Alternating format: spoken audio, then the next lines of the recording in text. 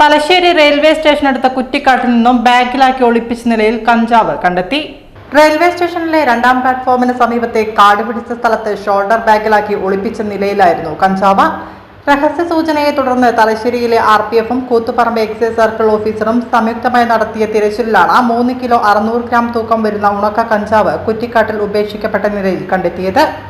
Excise inspector P. Shimna, ഉദ്യോഗസ്ഥരായ CP Shaji, Satheesh Vilakkottoor, RPF inspector KM Sunilkumar എന്നിവർ റൈഡിൽ പങ്കെടുത്തു.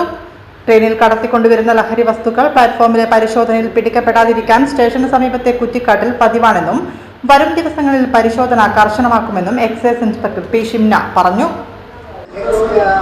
സർക്കിൾ ഓഫീസും അതുപോലെ RPFും ചേർന്നിട്ടുള്ള സംയുക്തമായ പരിശോധനയിലാണ് പ്രതിയില്ലാത്ത രീതിയിൽ നമുക്ക് 3 കിലോ 600 ഗ്രാം കഞ്ചാവ് ലഭിച്ചത്.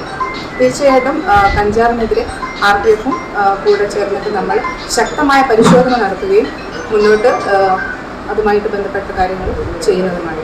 അപ്പം തീർച്ചയായിട്ടും പറയാനുള്ളതെന്ന് വെച്ചാൽ ഏതെങ്കിലും തരത്തിൽ കഞ്ചാവുമായി ബന്ധപ്പെട്ടുള്ള എന്തെങ്കിലും തരത്തിലുള്ള ഇൻഫർമേഷൻ കിട്ടുകയാണെങ്കിൽ തീർച്ചയായിട്ടും എക്സൈസിനെ അറിയിക്കണം.